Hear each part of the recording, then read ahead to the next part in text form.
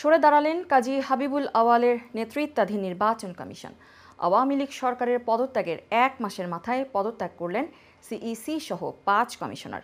2018 সালে বিতর্কিত দ্বাদশ জাতীয় সংসদ নির্বাচন প্রসঙ্গে তিনি বলেন, অতীতে কেউ ভোট বাতিল করে পদত্যাগ করেনি।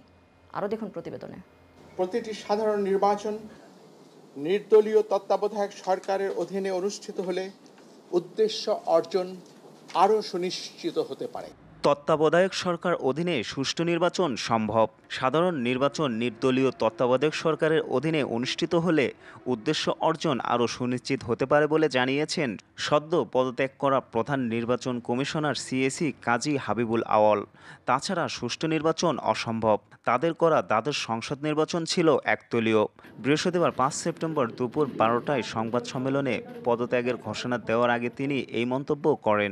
বিদায়ী সিএসি বলেন, কমিশনের সদস্যরা সংবিধান মেনে দায়িত্ব পালন করে থাকেন। আমাদের কর্মকালে আমরা গণমাধ্যম প্রশাসন, আইন শৃঙ্খলা রক্ষাকারী বাহিনী, সশস্ত্র বাহিনী সহ আবশ্যক সকলের সহযোগিতা পেয়েছি। কৃতজ্ঞ চিত্তে তা স্মরণ করছি। বর্তমান ও অতীত থেকে আহরিত অভিজ্ঞতা, জ্ঞান ও উপলব্ধি থেকে ভবিষ্যতের জন্য কিছু প্রস্তাবনা সরকারের সদয় বিবেচনার জন্য রেখে যাওয়া কর্তব্য মনে করছি।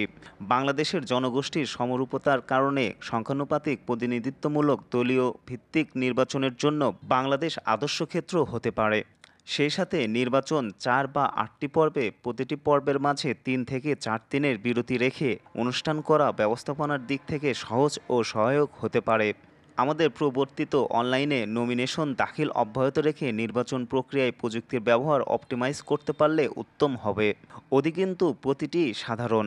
পরিশেষে আপনাদের অবহিত করতে চাই, আমি সহ মাননীয় কমিশনারগণ দেশের পরিবর্তিত বিরাজিত অবস্থায় পদত্যাগ করতে মনস্থ করেছি। আমরা অদ্যই পদত্যাগপত্র মহামান্য রাষ্ট্রপতি সমীপে উপস্থাপনের নিমিত্ত কমিশনের সচিব মহোদয়ের হাতে দেব।